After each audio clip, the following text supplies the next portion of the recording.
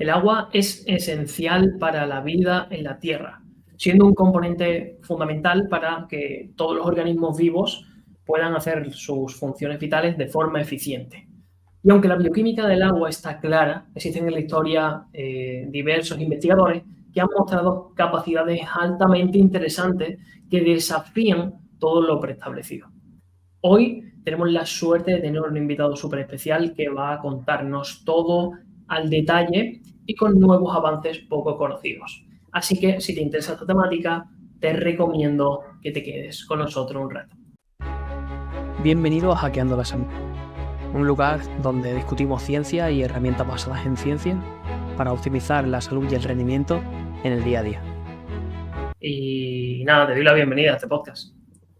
Encantado de estar finalmente con alguien tan famoso como tú, tan conocido, tan mirado y tan seguido, y de que me hayas invitado a participar contigo. Muchas gracias.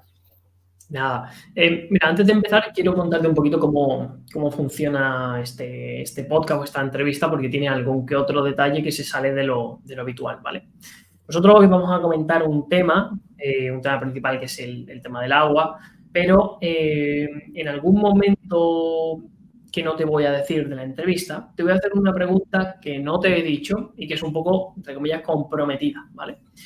Para que las personas que lo estén viendo pues tengan la necesidad de consumir este contenido largo y se esperen a ese momento donde te voy a poner, entre comillas, en un aprieto, ¿vale?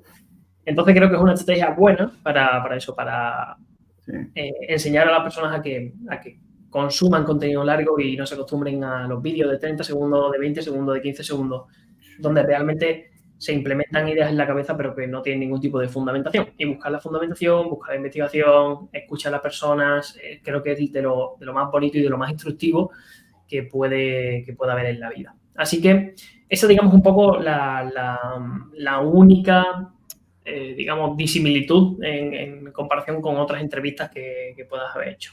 Pero antes de empezar, me gustaría que le contases a todos los que están viendo este podcast quién eres. ¿Quién es Sergio? ¿Cómo has llegado a nivel profesional al punto en el que estás ahora? ¿Qué es lo que detonó en tu infancia o en tu adolescencia el hecho de que te quisieses dedicar a la salud? Cuéntanos un poco sobre ti. Pues me llamo Sergio Portales, soy mexicano, ya radicado en España hace casi 30 años, licenciado en Medicina y Cirugía por la Universidad de México y por la Universidad de Alcalá de Henares, y llevo estos 40 años dedicado al ejercicio de la medicina, digamos, medicina de familia. En mi juventud, en el inicio de mi carrera, tuve la oportunidad de trabajar como profesor titular de cátedra de Fisiología Médica en la Facultad de Medicina, y eso, claro, te abre una cantidad de conocimientos, de vías, profundizas muchísimo. La fisiología es la base, sin duda, de la medicina, porque es la base para la comprensión de toda la fisiopatología, de la patología, y a través del conocimiento de fisiología puedes interpretar muy bien lo que sucede en un organismo enfermo, incluso ante algo que no conozcas. Durante los años más avanzados ya de mi carrera, nos encargaban las editoriales revisar las nuevas ediciones que salían de libros, pues tanto el Best and Taylor, el Guyton, que es el libro central, digamos, de la fisiología que se usa en la Facultad de Medicina todavía, y varios otros. Nos pedían Gannon, nos pedían que hiciéramos revisiones. Me mandaron uno de neurofisiología que ya cambiaba mucho la visión de lo que se había dicho y de lo que yo mismo había explicado a mis alumnos durante años respecto a la operación de las células de la corteza cerebral encargadas del movimiento, en que supuestamente estas células originaban el movimiento y enviaban ese impulso a las motoneuronas inferiores para que uno se moviera. Pero ya esa última edición decía que realmente no les quedaba claro que el impulso que movía al cuerpo provenía de esas células, de esa capa de la corteza cerebral, que parecía obedecer a impulsos que provenían de algún centro del interior del cerebro, en la región posiblemente talámica o límbica, y que eso estimulaba las neuronas para generar el movimiento. Vamos a ver, se estaba buscando el origen de la voluntad para la motricidad. eso ya me trastocó muchos esquemas porque, claro, el conocimiento que teníamos de neurofisiología era diferente. Y eso naturalmente ha cambiado muchísimo a lo largo de los años.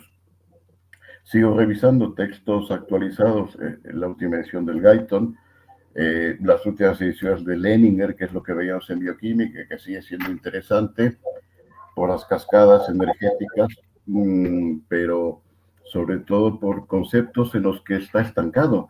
He visto las últimas ediciones de Leninger de bioquímica y en concepto en cuanto al agua, por ejemplo, llega un punto en el que muestra algunos datos que llaman la atención de los bioquímicos científicos, que de científicos, si quieres más adelante que me moje, ya te diré que desgraciadamente el 90% de la ciencia oficial imperante pues es prostitución a buen sueldo para imponer verdades únicas universales que deben ser impuestas y aceptadas, ¿no? Cualquier otra tendencia de pensamiento es bloqueada inicialmente por estos mismos científicos, ¿no? Total, que el mismo Leninger no llega a conclusiones del agua que desde otras muchas fuentes, muchísimas investigaciones muy serias de muchísimos científicos que no están en el mainstream y que por lo tanto son voces poco escuchadas, aportan unas historias respecto al agua, por ejemplo, absolutamente rompedoras de todo lo que sabemos y que cambiarían mucho nuestra concepción de la medicina. ¿Por qué médico? Mis padres eran médicos y yo jugaba de pequeño con las cajitas de aluminio, aquellas preciosas donde ponías alcohol y echabas las jeringas enormes de cristal con esas agujas gigantes, horrorosas, con el que más de una vez mi padre me puso lincomicina para alguna otitis, y que era auténticamente horroroso, eran lanzas. Yo jugaba con eso y alternaba los tebeos con revistas médicas con imágenes impresionantes. Así que bueno, ese es el origen de mis intereses. Hay 2 o 3 grupos de intereses que sobre todo desde que estudiaba medicina, 3 cosas que me inquietaban muchísimo y que me han llegado a desarrollar un pensamiento ya a mi avanzada edad, pues bastante disruptor. Durante muchos años, después de esto, de la facultad, además de la Facultad de Medicina, tuve la oportunidad de ser durante muchos años profesor de Historia de la Filosofía. Yo creo que es fundamental conocer, aunque sea ligeramente, la filosofía, porque es cómo ha evolucionado el pensamiento del ser humano. Desde esos aportes de la filosofía junto con la fisiología, el pensamiento puede cambiar bastante respecto a lo que es el establecimiento de lo médico, el establishment médico habitual, y nuestra forma de proceder y de ver al paciente y de obrar es diferente. ¿Por qué, Sergio, el agua? Obviamente creo que todas las personas que vean esta entrevista pues son conocedoras de las cosas que nos enseñan cuando vamos al colegio, ¿no? La molécula H2O, que somos un 60-70% de agua. ¿Qué peculiaridades tiene el agua y por qué quizá a nivel académico, a nivel científico, hay como vertientes que se niegan a ocultar ciertas evidencias que incluso tienen libros detrás si no decenas, cientos de estudios que avalan los argumentos de estos autores, como tú decías, menos mainstream o menos conocidos? Yo creo que en toda la ciencia, y esto me remonto al nacimiento de la Asociación Médica Americana, de American Medical Association, a principios del siglo XX, existían muchas tendencias médicas en Estados Unidos con un gran poder, con gran influencia, y alguien sintió la necesidad de unificar la forma de enseñanza de la medicina, destinada especialmente a eliminar todo lo que no interesaba que se conociera ni se ejerciera. De tal forma que los programas médicos se plantearon por las generosas donaciones y el patrocinio de uno de estos grandes filántropos, amigos de la humanidad, que fue Rockefeller, que es junto con otros cuantos, pues bienhechores fantásticos de género humano y que han procurado poner las bases estoy siendo irónico por la cara que pones, trato de ser políticamente correcto por no llamarles de otra forma que sería variable. Pero bueno, este hombre necesitaba dar salida a todo el petróleo del que se había ido apropiando, y una parte de la salida del petróleo era a través del benceno, y benceno como base de producción de fármacos, y es lo que había que colocar. Entonces había que eliminar cualquier otra opción terapéutica que no fueran fármacos, y la enseñanza médica se basa en una persona con una cierta formación para administrar fármacos. Punto. Eso es lo que es esencialmente la formación médica en Estados Unidos, y que se ha impuesto en todo el mundo y que sigue siendo hasta la fecha. ¿Por qué se ocultan avances respecto al agua y respecto a muchas otras historias? Porque contradicen esta tendencia, esta obligatoriedad de administrar fármacos como única posibilidad terapéutica. Pondrían entredicho todo lo que conocemos. Entonces, tanto en el aspecto del agua, que hay impresionantes avances y conocimientos impresionantes y aportes de cientos de investigadores, pues es unas cosas que se ocultan. Yo te puedo contar primero la parte que conocemos del agua como tal, y después qué otras cosas se ven, ¿no? ¿Por qué el agua? Porque surgimos en el agua.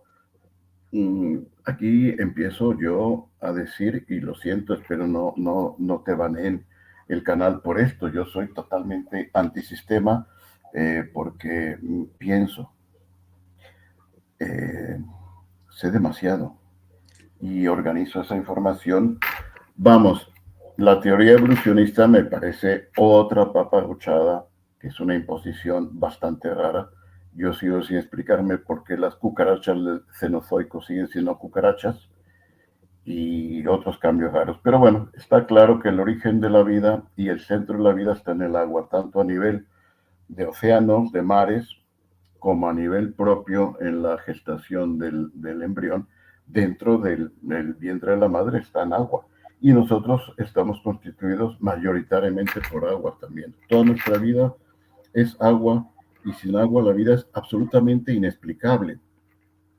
Pero no solamente el agua por ser un líquido, sino por las propiedades que tiene, especiales, diferentes a cualquier otro líquido que exista, y que le confieren propiedades francamente mágicas. Creo al final podríamos hablar un poquito de esto de agua y magia, y ciertamente el agua es mágica, pero conocemos los fundamentos de los cuales explicarían por qué esta magia aparente, que realmente es ciencia demostrable. Sí, ahí quería yo llegar. Sergio, ¿qué peculiaridades tiene el agua? ¿Qué preguntas, entre comillas, sencillas? No hay respuesta oficial para ellas, ¿no? Porque yo, como bien te dije cuando estuvimos hablando para hacer esta entrevista, yo he leído libros de autores con opiniones diversas sobre qué es realmente el agua, ¿no? ¿Qué capacidades tiene? Y digamos, recuerdo el libro de... Bueno, no me ha salido ahora el nombre del autor, lo pondré quizá en comentarios, pero que hablaba de la conductividad del agua como batería, de la zona de exclusión, digamos, de cositas que nunca, entre comillas, han llegado a ese conocimiento a mi mente, pero sin embargo, yo recuerdo, y creo que en todos los colegios se hacen trabajos sobre el agua. Pero bueno, si se hacen trabajos sobre el agua, ¿por qué no se va más allá de las típicas características que siempre se dicen, ¿no? Eso que es líquida a cierta temperatura, sólida a cierta temperatura, gaseosa a cierta temperatura, pero hay mucho más. Hay mucho más, y me parece realmente importante porque influye en lo que tú dices, en, por ejemplo, todos los sistemas de abastecimiento. Dependiendo de qué sistema de abastecimiento de agua tendremos una calidad de agua diferente u otra. Entonces, te quería preguntar por eso, por qué peculiaridades tiene el agua. ¿Qué puedes comentarnos que las personas no, o que la mayoría de la población no conozca?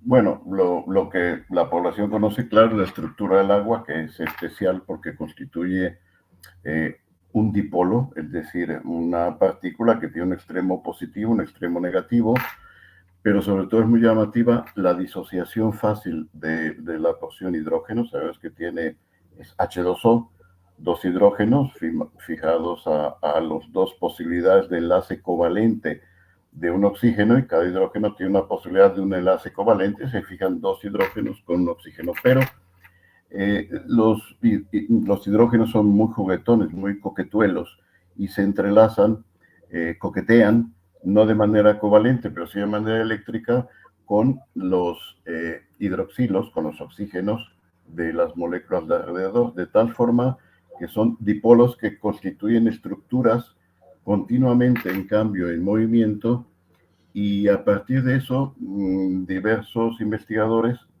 han observado varias cosas. Mencionaré, por ejemplo, desde el punto de vista de la formación de dipolos, que algún investigador francés que se dedica a la física cuántica considera que realmente lo que está constituyendo es un 101010, que es un código binario. Al ser un código binario, y puesto que estamos llenos de agua, constituidos por agua la mayoría, realmente estamos funcionando como un ordenador, como un procesador y almacenador de energía a partir del código binario. De hecho, están descritas el tamaño de las estructuras y el tamaño también, que lo contaré más adelante, de cómo almacena el agua información, no solamente es a partir del código binario del 101010, dada su posibilidad de generar diversos polos, sino que además es capaz de constituir pequeñas esferas en las que almacena información, que es la base de lo que se ha descrito por diversos investigadores como la memoria del agua. A lo mejor el nombre es un poquito extraño, pero realmente el agua puede retener información, captar información, transmitir información y dar la información. Si lo vemos desde el punto de vista del sistema binario, dependiendo de la cantidad de agua que haya en cada tejido, nos llevamos a la sorprendente conclusión que el cerebro tiene la capacidad, por su contenido acuoso, que sabéis que tiene un gran contenido de lípidos y menos proporción de agua, podría almacenar unos 4000 bits, siempre lo digo mal, no sé si es bits o bytes, de información. Pero el corazón, curiosamente, podría almacenar alrededor de 50.000. Ahí venía el tema de quién originó el movimiento como acto voluntario. Las células de la corteza cerebral, de la sexta capa de la capa cerebral, siendo que tienen menos capacidad informativa que el corazón, muchísima menos. Pero cuídate, cuando llegué a España, muchas expresiones que tenían los españoles me llamaron la atención, y algunas de ellas no solamente son muy graciosas, sino que al fin resultan muy, muy descriptivas. Cuando alguien decía, ¿por qué no te cae bien X persona? ¿O por qué esto no te gusta? Decían, no sé, es que lo siento aquí como que en la tripa, como que... Decía, ¿cómo que lo sientes en la tripa? Explícamelo racionalmente. Pues no, señores, porque en el intestino hay 6 millones de bits en toda el área intestinal. Quiero decir, la capacidad de almacenamiento y de transmisión y de guardar información que tiene el conjunto del intestino es superior a la del propio corazón y a la del propio cerebro. Es decir, realmente podemos estar pensando más con la tripa desde el punto de vista estrictamente de la capacidad de generación de dipolos del agua que con el cerebro mismo. Aquí vuelve a entrar la duda de realmente quién está pensando o con qué estoy pensando.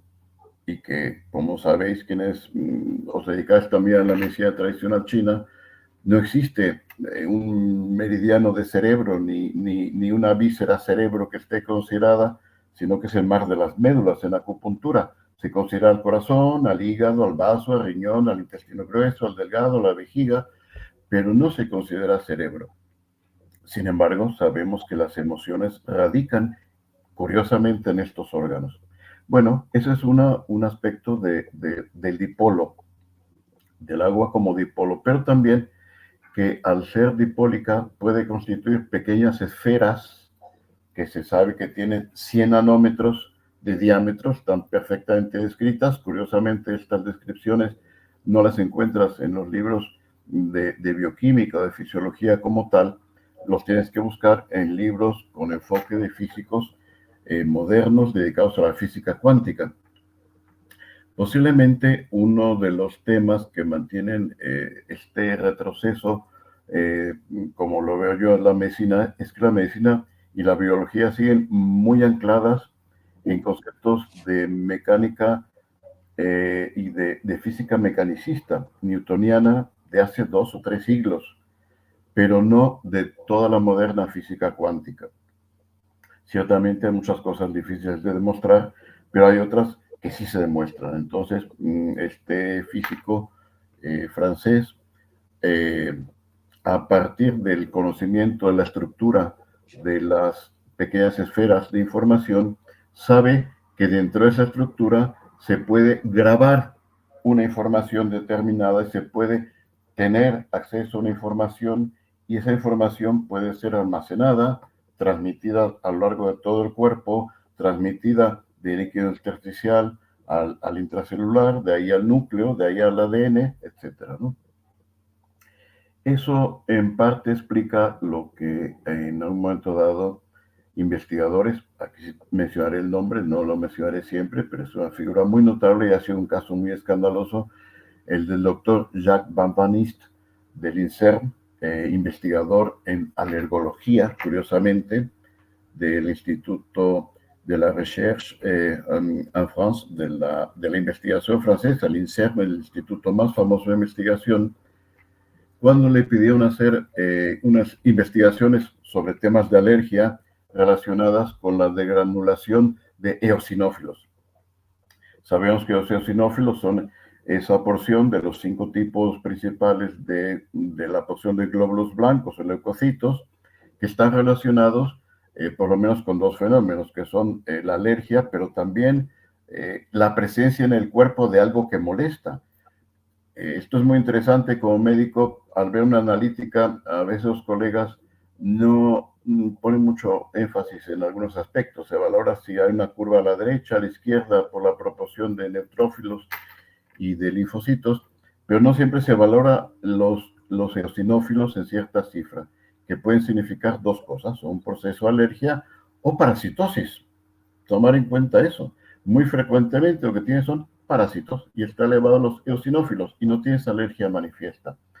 Bueno, se pidió a Jacques Van Vanist investigar estos fenómenos relacionados con la degranulación, la salida de parte del eosinófilo cuando se ponía expuesto al desencadenante, al alergeno, cómo se rompe, y de los lisosomas intracelulares, donde se almacena lo que la célula produce, se produce la histamina, se libera la histamina. Bueno, haciendo curiosamente diluciones cada vez más bajas y más bajas del alergeno, se dio cuenta que seguían provocando la degranulación. Pero, y esto es muy importante de cara a lo siguiente, no es una simple dilución. Son conceptos diferentes. Sabemos que el agua tiene la posibilidad de disolver solutos. Sí, pues muchísimas sustancias son solubles en agua y eso no deja información en el agua, no le confiere información, le ayuda a cambiar sus propiedades. Puede cambiar el punto de ebullición, el punto de congelación, curiosamente la densidad del agua. En este punto, para no hacerme muy denso con la ciencia, te voy a hacer un pequeño juego. El día que vayas a Florida, si te libras de los francotiradores que abundan, todo el mundo está armado disparando, si te libras de que te coman cocodrilo en tu jardín, si te libras de la ola de mosquitos transmisores de dengue que están llegando como locos a Florida. Creo que había otro filántropo detrás de esta historia, no me hagas mucho caso. Si te libras de los sujetos de 500 kilos que pasean a toda velocidad en sus motocicletas camino al mall para comprar una vaca que digerir, hablo de los estilizados americanos, que los conocemos. Si te salvas de eso, todavía estás en peligro de caer en arenas movedizas. Las arenas movedizas son agua con un cierto tipo de soluto y que ha constituido un cambio en las propiedades del agua, un cambio que le hace un líquido no newtoniano, porque el agua, entre muchísimas propiedades que tiene, es el transformarse en líquido no newtoniano. Esto quiere decir, su densidad varía según el soluto que contenga, y cuando un nuevo cuerpo se introduce dentro de este líquido modificado, que es agua, con un soluto, varía su densidad. Es decir, si tú caes en una arena movediza, la tendencia es a patear y a moverse para intentar salirte rápidamente.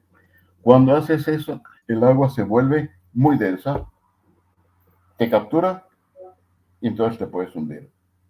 En cambio, si el movimiento se produce muy despacio, la densidad de ese líquido disminuye muchísimo y te puedes mover como en una piscina. Eso es lo que significa que se comporta el agua como un fluido no newtoniano, y hay aplicaciones prácticas para ello.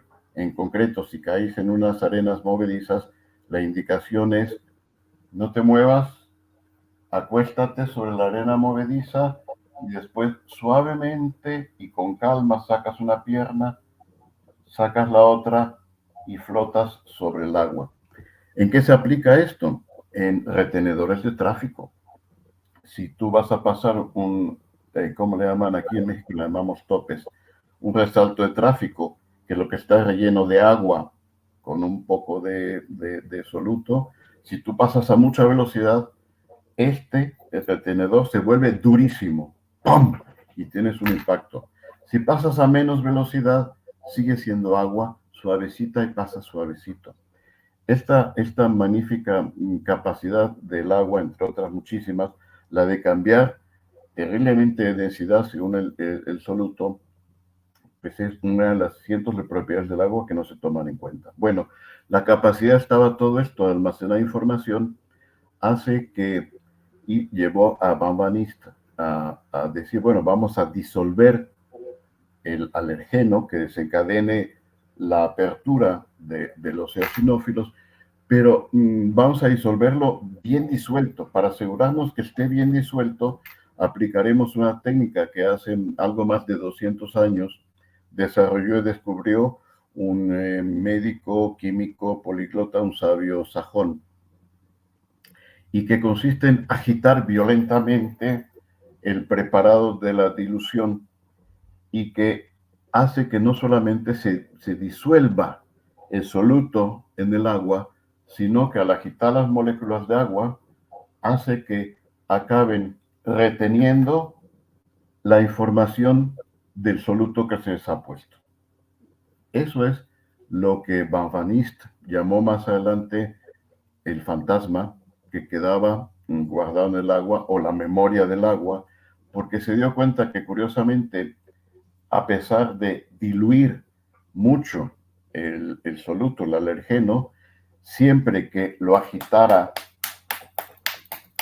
no es un matraz con un poco de veneno. Hola, querido, tómate esto. No, es una dinamización, agitación, succión fuerte que violente las moléculas de soluto dentro del líquido, dentro del agua, para cambiar sus propiedades y para que guarde esa información. Fue tan fantástico el resultado que fue capaz de transmitir y de enviar la información degranulatoria, digamos que el agua conservaba la información, a pesar de que en ese último líquido, después de muchos pasos, ya no era posible encontrar alergeno. Ya no había químicamente la presencia de un alergeno, un polen, digamos, que pudiera desencadenar la reacción del eosinófilo. Ya no había moléculas. Avogadro ya fue sobrepasado hace mucho tiempo. Sí, yo creo que es particularmente difícil de entender porque creo que normalmente el estudio de la bioquímica, desde que somos pequeños, está bastante arraigado. Es decir, todo el mundo puede conocer el término de molécula, todo el mundo puede entender el término de partícula, quizá, pero muy poca gente sabe lo que es la luz, muy poca gente sabe lo que es una frecuencia electromagnética. Entonces, cuando en este caso estamos hablando de que quizá esa microencapsulación, no estamos hablando de energía, vamos a decir, más física. Bueno, es que ambas son físicas, ¿no? Pero material. No estamos hablando de un elemento material que se microencapsula, como por poner un ejemplo, un suplemento que tú estás viendo que es una cápsula y que dentro de la cápsula hay un contenido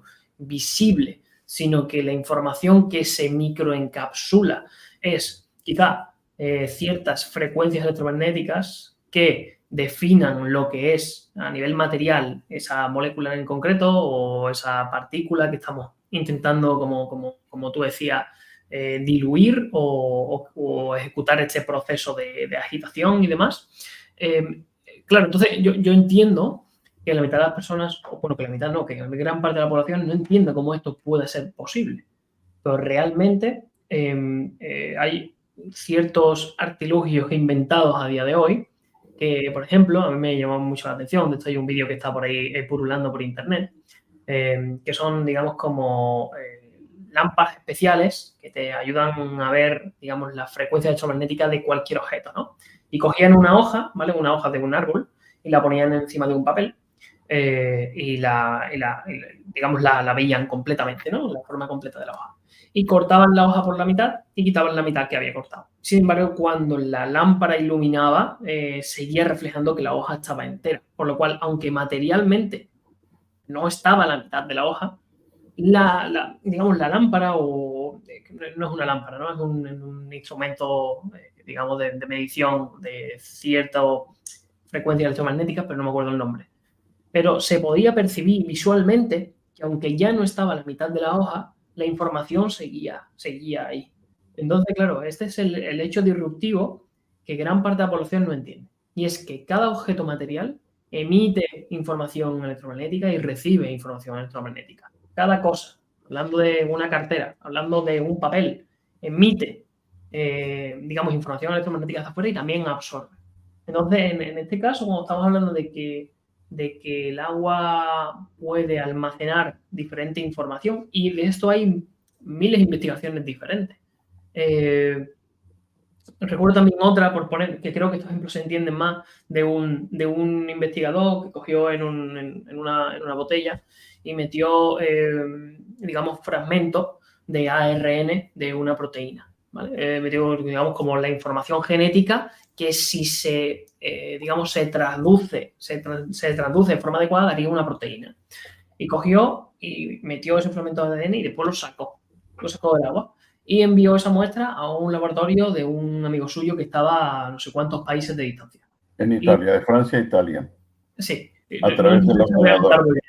Pero ahora tú lo complementas. Y cuando llegó la muestra, pudieron sacar del agua el 80% del ARN que ya no estaba en el agua, que había metido el primer investigador y lo había sacado. Eso me parece una auténtica barbaridad. Sí, se puede reconstituir. El primer efecto que cuentas es el famoso efecto Kirlian, muy desarrollado mediante la emisión de gases por el investigador ruso Konstantin Korotkov, y que está relacionado también con lo que en ciertos ámbitos de medicina se llama como el principio de la vida o la organización energética de la vida. Justo vengo de decir que la mayoría del pensamiento de la persona, porque están la población mantenida e inducida a un pensamiento exclusivamente materialista, sigue toda la medicina basada en el número de Avogadro, que pide que haya ciertas moléculas para que tenga cierto efecto, algo, y que ya fue superado hace décadas el número de Avogadro, es decir, sustancias que no contengan moléculas o estructuras físicas tienen un efecto incluso más potente que el que los tienen. Incluso, últimamente hay quien piensa que incluso un antibiótico, que incluso un analgésico, que incluso un suplemento, tienen un efecto magnético sobre el cuerpo antes del efecto material, que podrían tener ambos efectos. Pero bueno, estamos con lo de Van Vanist, que envió, igual que cuentas tú, del ARN, envió esta información del laboratorio a un laboratorio en Italia, pero la información solamente grabada en el agua, y capturada en un USB y enviada vía ordenador, vía satélite de un sitio al otro. Y esa agua, esa información fue pasada a agua, esa agua recibió, almacenó la información y esa agua fue capaz de volver a desgranular los eosinófilos. Es decir, esa energía, esa información almacenada en el agua originalmente, pasada a través de un cable a otra agua, era capaz de hacer el mismo efecto.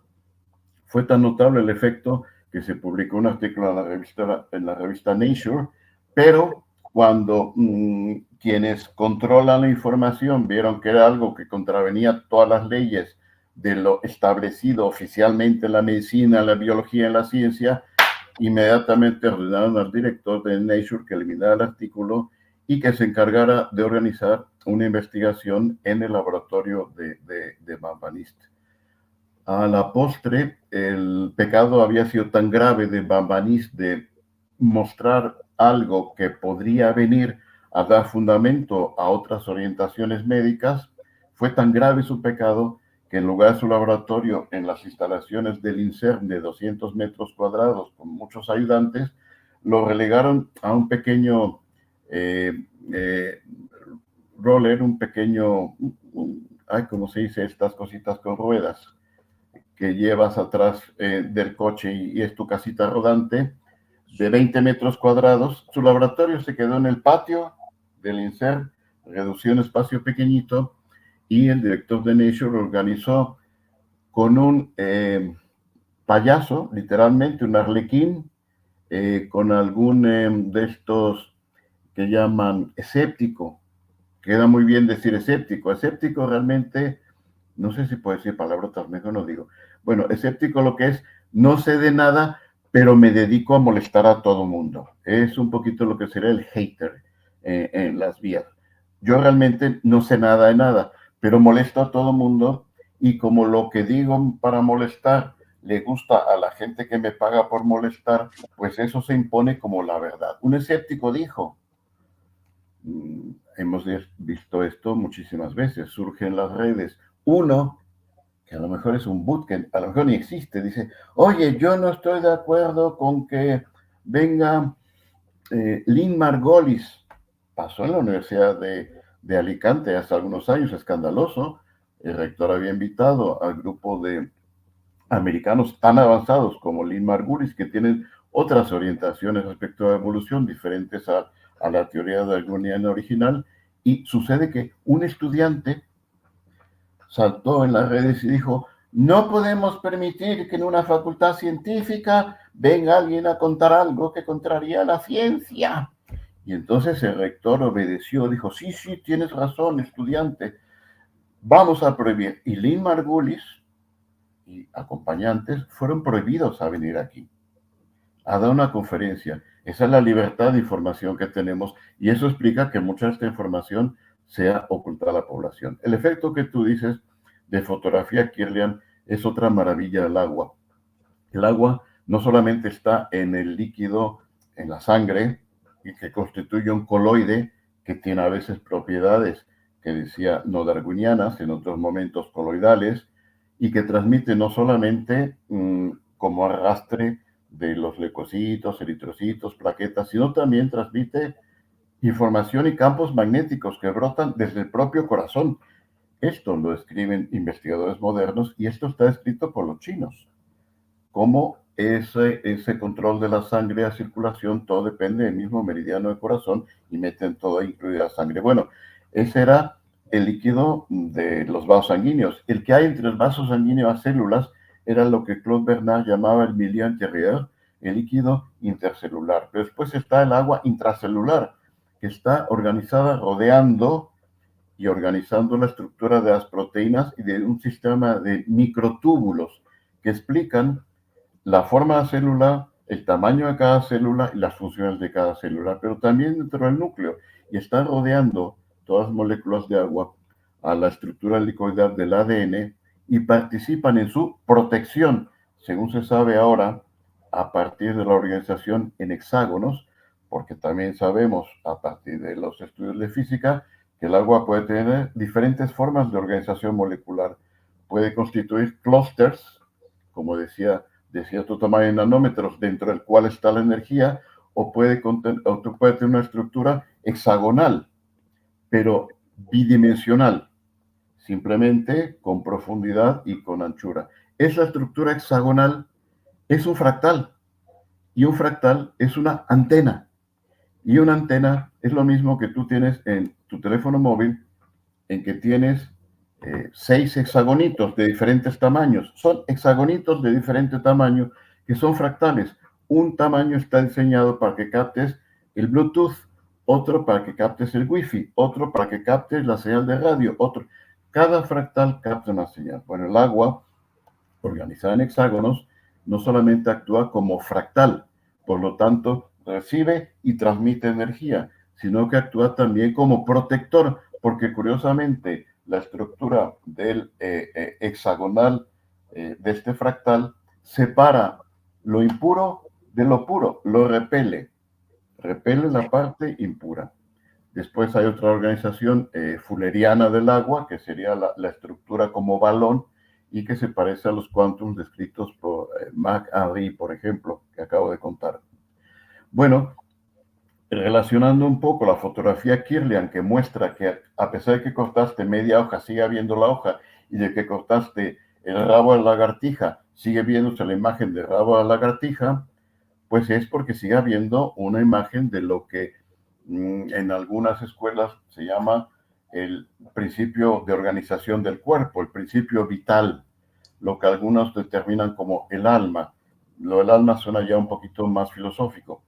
Tengo la desventaja de haber estudiado filosofía muchos años y no dejar de pensar en el planteamiento aristotélico de la forma y la figura.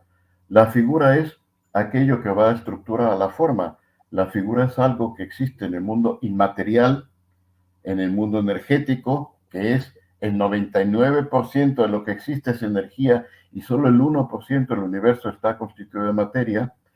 Esas formas se van a manifestar, esas figuras, perdón, se van a manifestar en diferentes formas. Y es lo que va a constituir una planta diferente de otra. Tú pones una semillita y va a salir una planta que va a ser igual a todas las demás plantas que son, porque lo contenido en la semilla es una figura que va a dar lugar a una cierta forma. Y nosotros tenemos la estructura que tenemos porque estamos desarrollando una forma que viene grabada como figura en el ADN de nuestras células.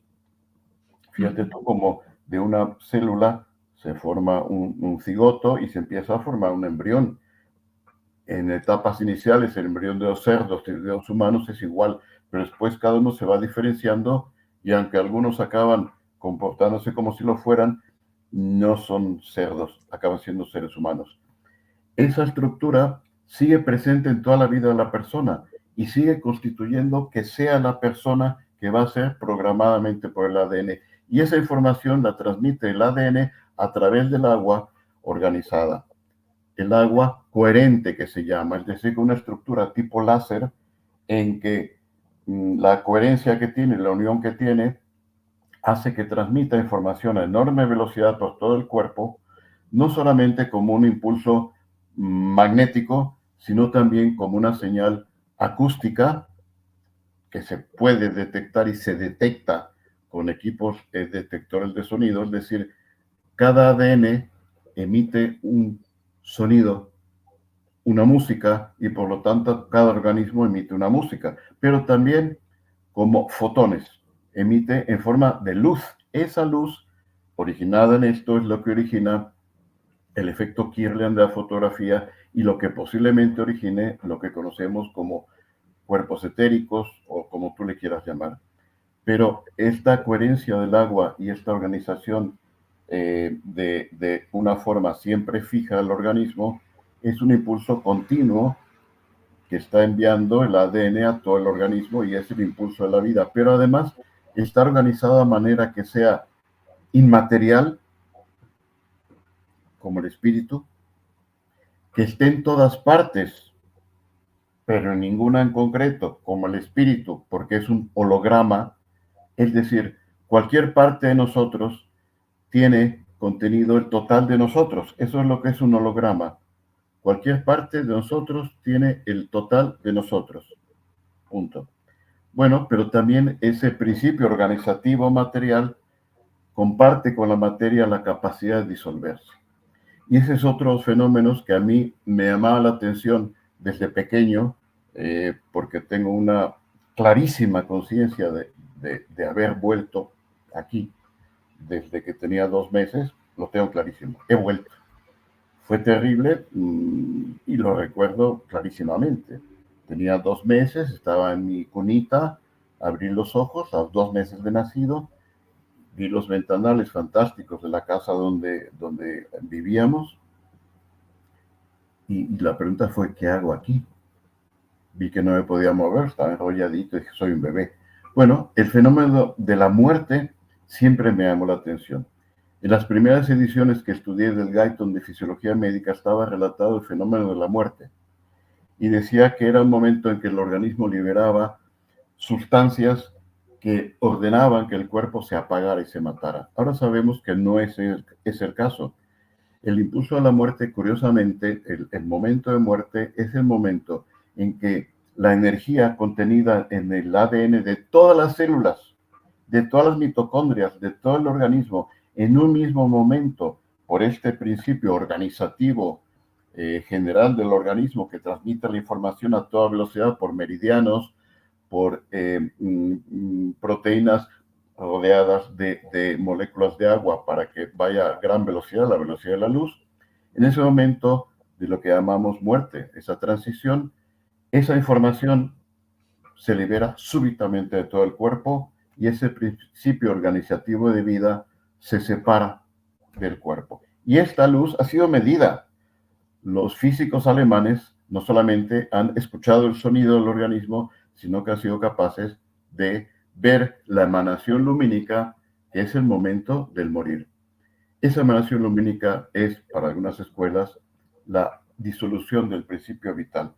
El fenómeno curioso es que el organismo sigue vivo, pero la persona ya no. Tú puedes trasplantar los riñones, las córneas, los pulmones, el hígado, el corazón, la piel. Durante horas, esos tejidos siguen viviendo, pero el principio organizativo ya no.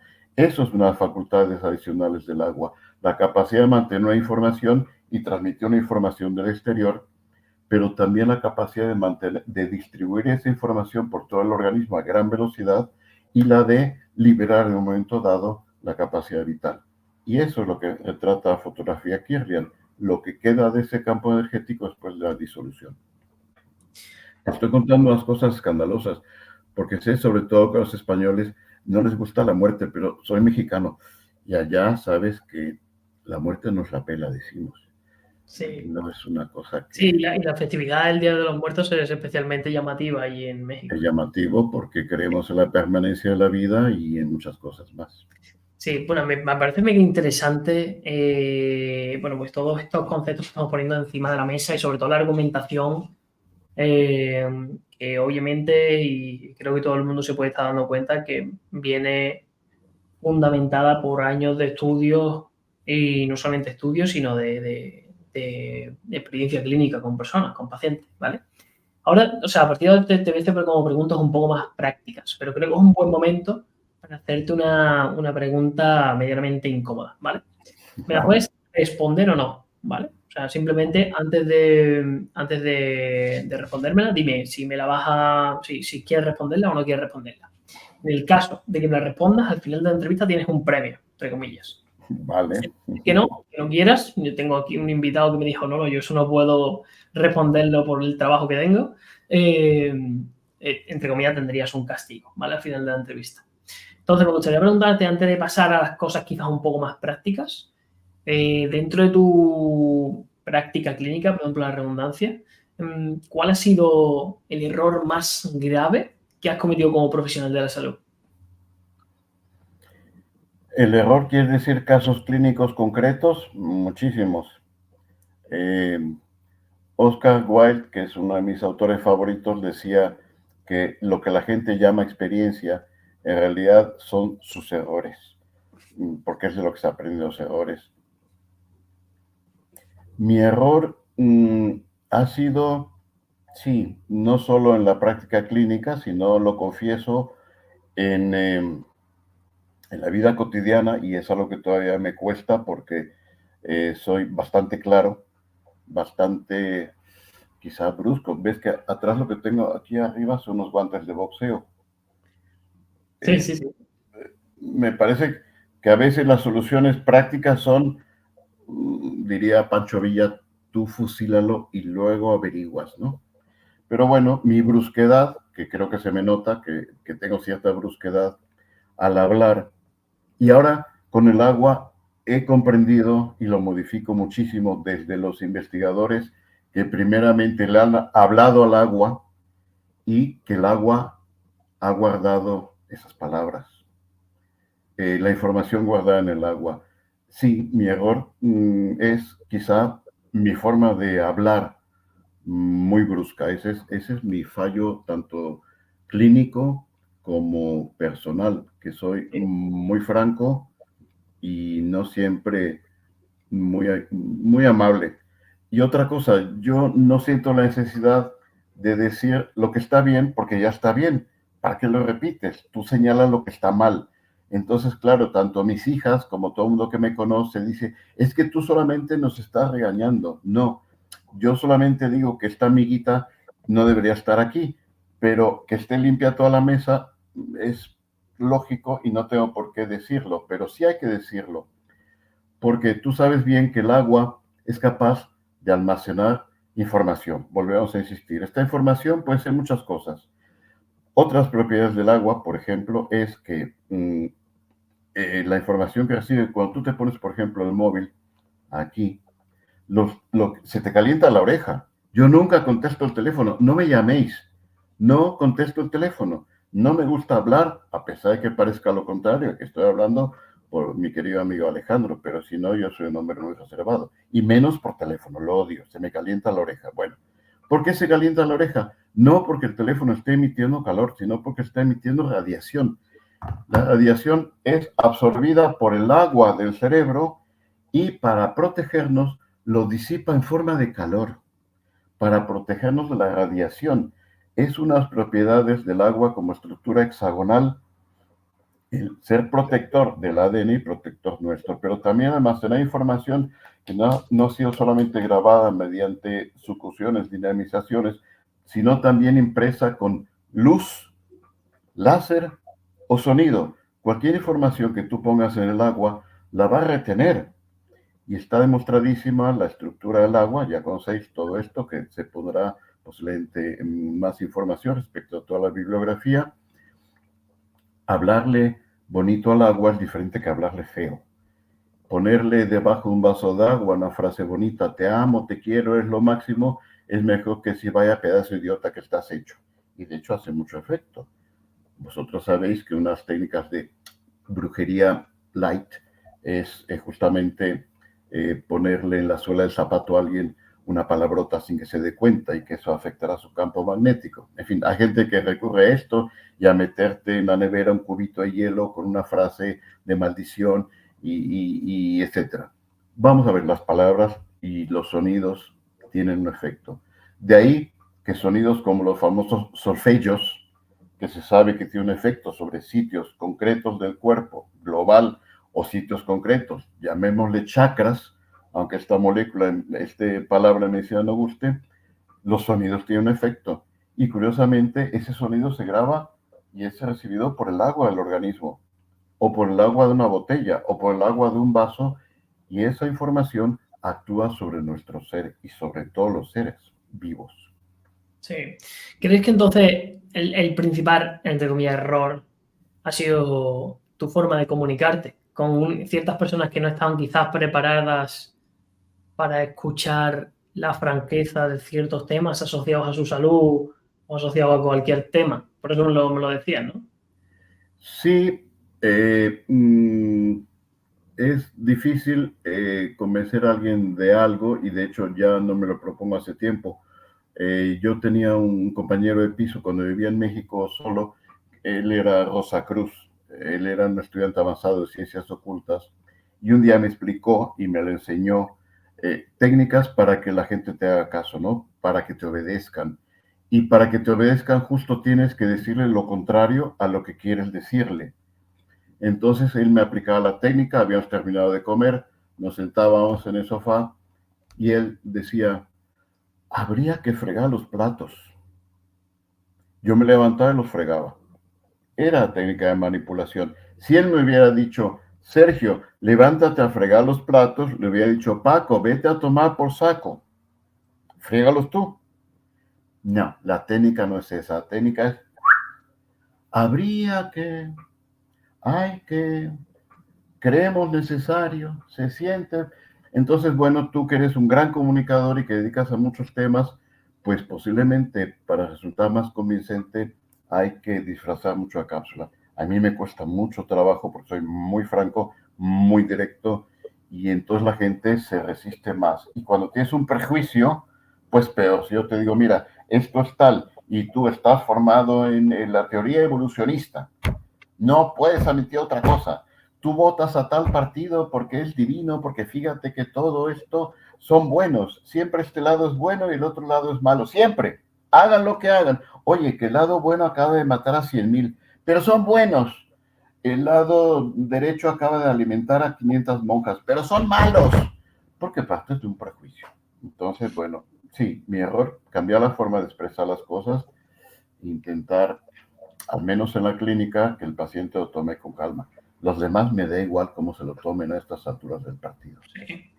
Vale, y pasando a algo como más práctico, ¿cómo te imaginarías el mundo si esta información se acogiera y si se aplicara? Con sentido de decir, si se pusiese en práctica todos estos conocimientos que están un poco vetados, como hemos dicho antes, en revistas científicas o en la, digamos, en la aplicación práctica, clínica, etcétera, etcétera, qué cambios podrías ver en la población o qué cambios podrías ver en la medicina? O sea, qué cosas prácticas se podrían sacar si no hubiese miedo a que esta información, bueno, yo creo que no hay miedo, sino que hay conflicto de intereses detrás, pero ¿qué ocurriría si esto se expandiera? ¿Qué visión creerías que se podría dar?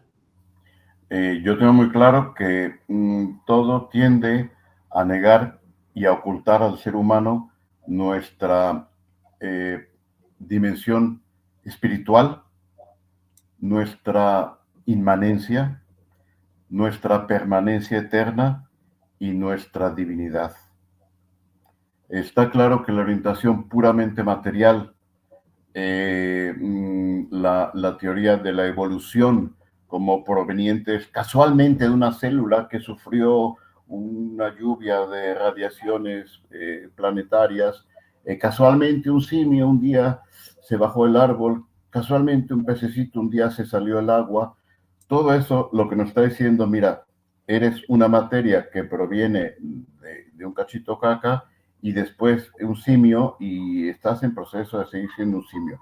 Yo creo que hay mucho de esto nos oculta nuestra dimensión espiritual. Primero, nuestros recursos energéticos. Segundo, hablando del agua misma, el agua está transmitiendo informaciones. El agua que nos brindan es seguramente un agua disruptora. Unas peores aguas que existen es el agua que sale de la tubería, porque el movimiento lineal del agua justamente es lo que peor le viene al agua.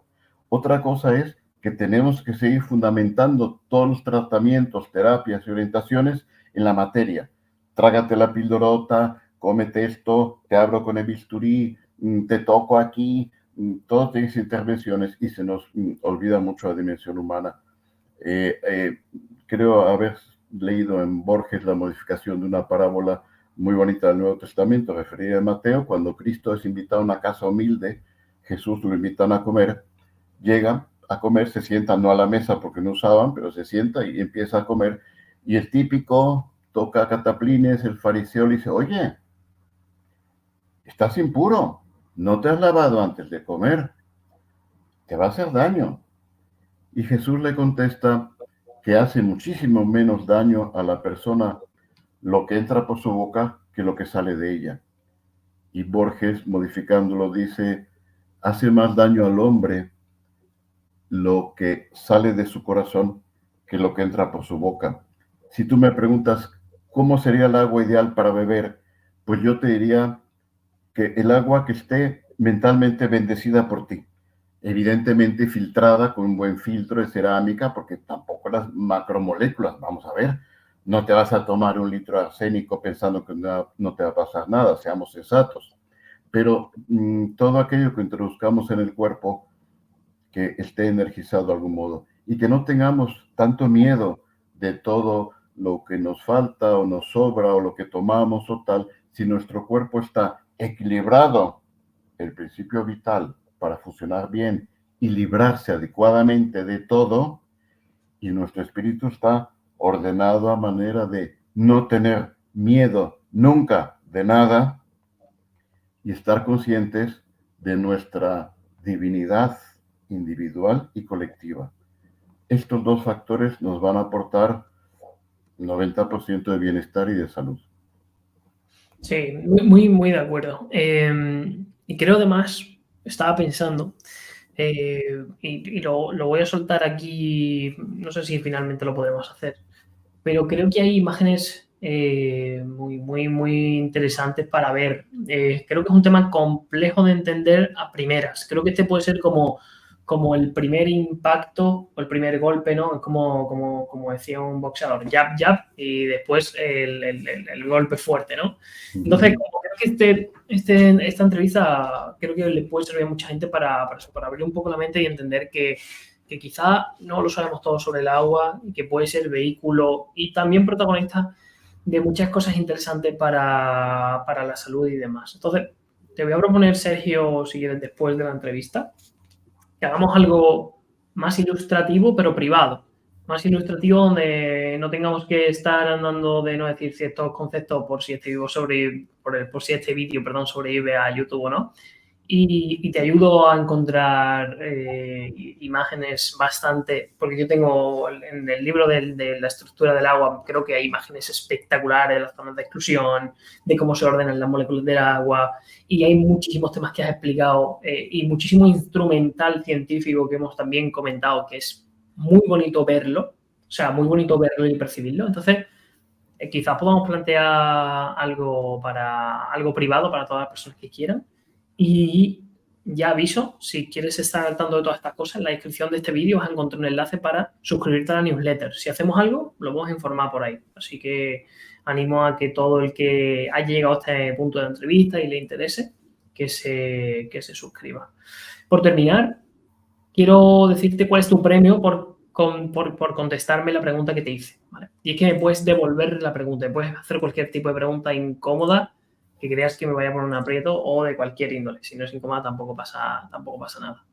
Y mientras tanto, que llevamos 1 hora de grabación, mientras te lo piensas, Sergio, quiero volver a decir, sé que lo digo en todos los episodios, todas las personas que llegan a este punto de la entrevista, pero que muchas gracias por consumir contenido largo. Muchas gracias por no quedarte con contenido reduccionista, que es el 99% de lo que te encuentras en Internet.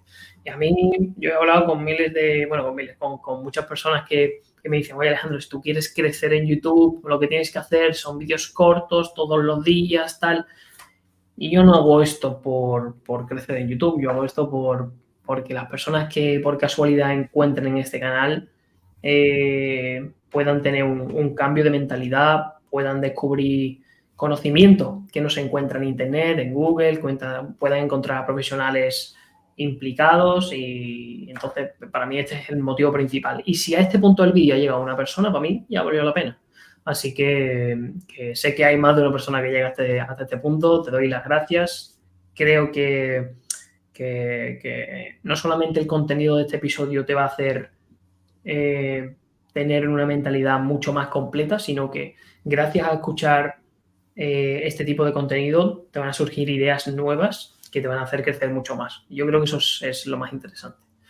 Así que, Sergio, si quieres preguntarme algo así que creas que pueda comprometerme, es el momento. Hablo con mucha gente y bueno, yo trabajo, tengo gran amistad, gran cariño, aprendo mucho,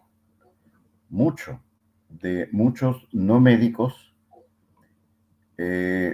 y todos estos compañeros tan queridos, te incluyo a ti, no médicos, que tienen tanta sabiduría, tanto conocimiento que dar y compartir, y tanto que contarnos a los médicos, me ven a menudo con desconfianza. Y no te quiero decir cómo me ven los colegas médicos, como el pirado de turno y como, cómo está hablando con estas personas y tal y cual. Esto, como todo, me da exactamente igual. Pero algunos opinan que la formación médica, que a mí me ha gustado, pero reconozco que puede ser condicionante. ¿Tú crees que la formación médica acabe siendo una deformación? Sí, yo esto lo comento mucho con mi familia, amigos más cercanos en entornos que obviamente no están grabados. Pero yo creo que, o sea, yo estuve debatiéndome en su día si hacer la carrera de nutrición o hacer la carrera de medicina. Y sin embargo, pensé que no me gustaría cursar medicina. Tampoco es que nutrición sea una carrera que te enseñe mucho. Pero medicina creo que está configurado, al menos en las universidades de España, de una forma donde realmente te cansan. Te cansan. Tú entras y tienes anatomía, que tienes 200 huesos, 200 tendones, 200 músculos. Después vas farmacología, que tiene 200 fármacos, rutas de acción de cada fármaco, nombres rarísimos.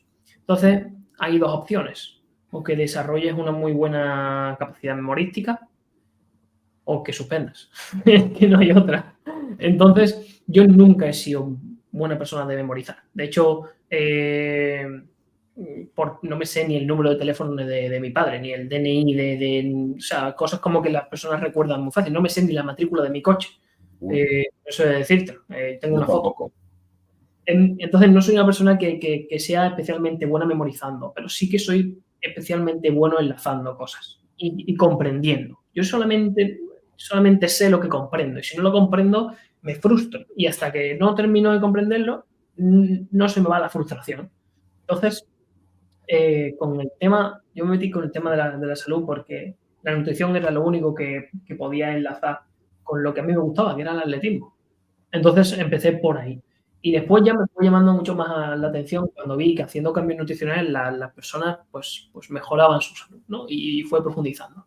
Pero realmente, respondiendo a tu pregunta, creo que cuando tú llevas 6 años estudiando medicina, donde para probar tienes que utilizar una capacidad memorística muy grande, y eso significa leerte una cosa, leértela otra vez, leértela otra vez, leértela otra vez, y solamente repetir la lectura para que se te quede grabada temporalmente en el cerebro y que a las 2 semanas de hacer el examen no te acuerdas de prácticamente nada, no es, digamos, yo sé que lo iba a pasar muy mal, que no iba a aprender y que realmente no me acercaba a lo que yo quería, que era ayudar a las personas que me rodeaban. Entonces, pienso que la carrera de medicina, cuando llevas 6 años, después tienes que hacer una especialización, un MIR, unas oposiciones, un no sé qué, la plaza y demás, acabas con un profesional en un hospital que lleva 8 o 10 años invirtiendo un volumen de horas en memorizar cosas, al final llega a un hospital y actúa por protocolo.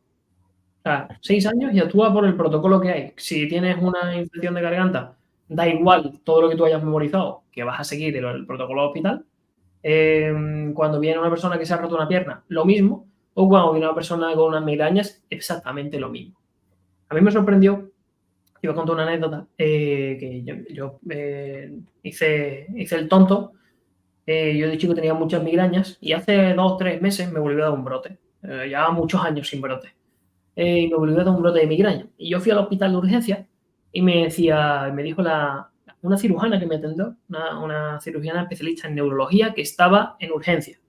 Me dijo, oye, yo le dije, tengo un dolor de migraña horroroso, no puedo abrir este ojo. Y me dijo, ¿qué has hecho? Me digo, nada, no he hecho nada. Me dice, ¿no te has tomado ibuprofeno, paracetamol, no sé qué? Digo, no me he tomado nada, vengo a ver qué me propones. Y me propuso 3 cosas. Me propuso 1, oxígeno. Digo, ok. 2, electrolitos. Me digo, ok. Y tercero, una combinación de antiinflamatorios para parar a un caballo. Y yo le dije, oye, ¿te importa si hacemos el 1 y el 2? Y el 3 lo dejamos para si en 45 minutos estoy mal. Y solamente me puse oxígeno y electrolitos. Y me dijeron que me iban a dar unas gafas de luz roja para el tema de la intensidad de luz y no me la dieron.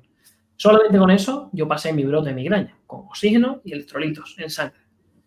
Y la médica venía, los compañeros enfermeros vinieron cada 15 minutos a preguntarme si yo estaba bien o había empeorado.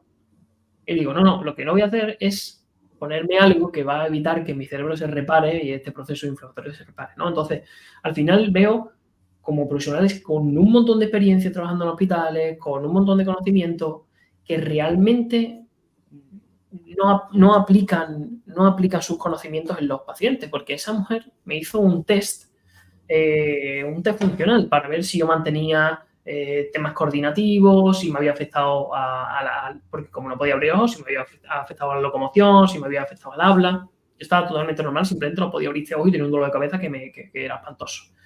Entonces, tú eres cirujana, especialista en temas neurológicos, estás en urgencia, me haces un test, da bien. No entiendo por qué no se aplica otro tipo de intervenciones que vayan acorde con mis resultados o como me has visto. Entonces, no me gusta ese camino.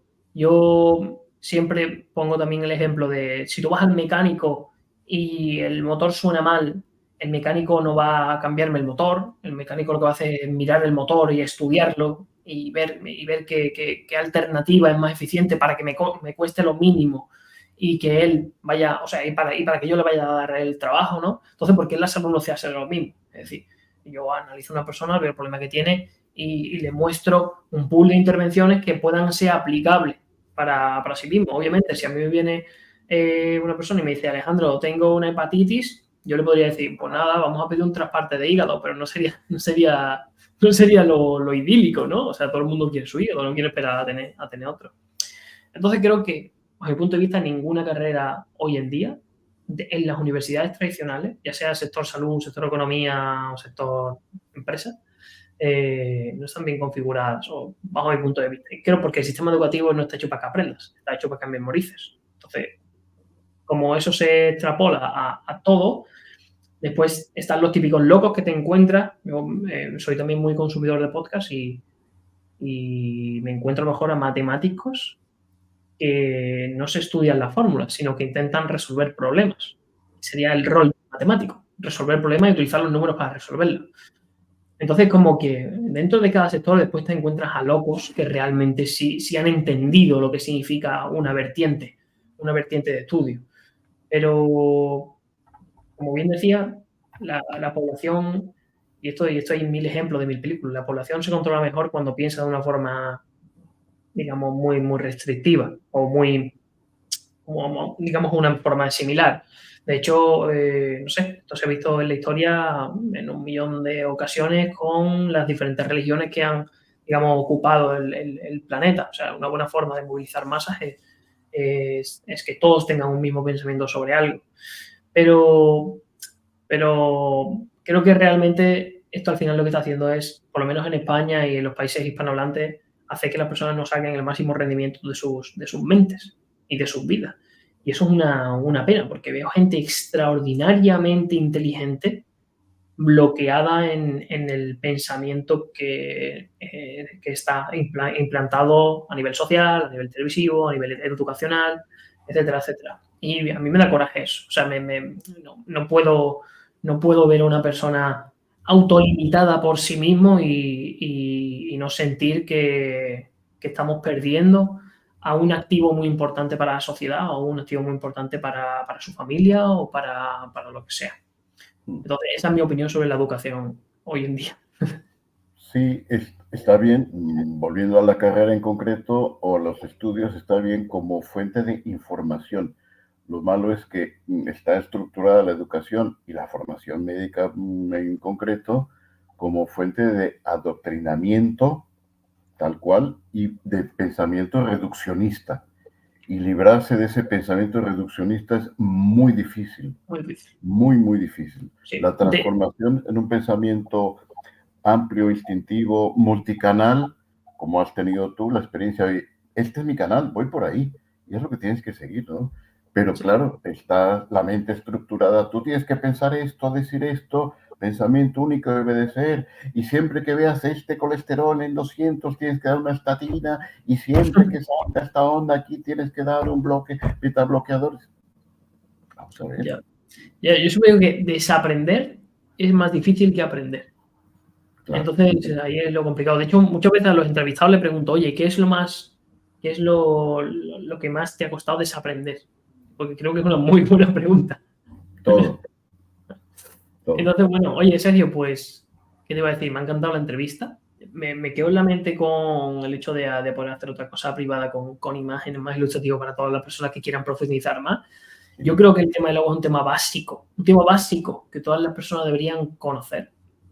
Y nada, muchas gracias por haber dedicado este ratito. Y si quieres decir algo antes de despedirnos, es tu momento. Simplemente muchas gracias por haberme invitado. Siento ser tan parlanchín y solo espero transmitir esa sensación de que no hay que temer a nada y que no perdamos de vista nuestra dimensión eterna y espiritual. Nunca lo pierdas de vista y eso te alejará de todo temor. Sí, totalmente de acuerdo. Oye, pues nada, muchas gracias a todos los que habéis llegado hasta aquí. Enviaremos un email este domingo con todos los detalles de la entrevista y algunas cosas, documentación y demás. Tendréis también el contacto de Sergio en la descripción de este vídeo. Y nada, de nuevo muchas gracias, Sergio. Muchas gracias a todos los que han llegado hasta aquí y nos vemos en la próxima. Gracias a ti. Adiós. Chao. Chao.